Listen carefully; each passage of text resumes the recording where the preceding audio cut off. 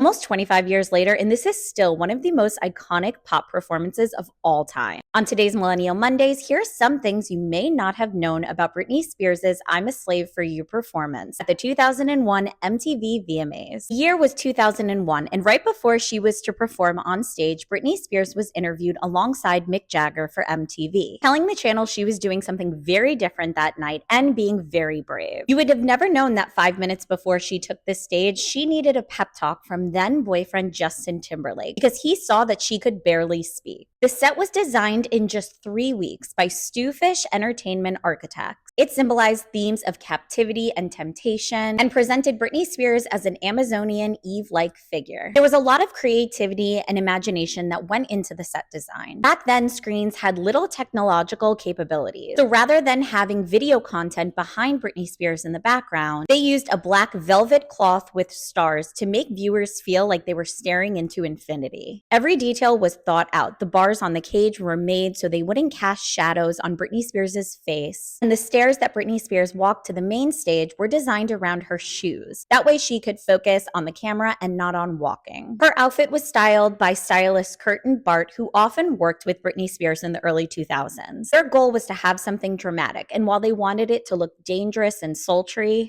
they also wanted to show off Spears' body to show off her choreography. But one of the most memorable moments of Britney's performance was when she handled a python named Banana. In her book, Britney recalls that the snake actually hissed at her while she was dancing. And who knew the tiger's handler was Doc Antle from Netflix's Tiger King? Not everyone had good things to say about this MTV VMA performance. PETA was pretty upset that they were using live animals on stage, and there was a lot of uproar from conservative news outlets because at the time, Britney Spears was only 19 years old. There's a lot about this performance that probably wouldn't fly today, yet still you can find it in the top 10 of every best MTV VMA performance list.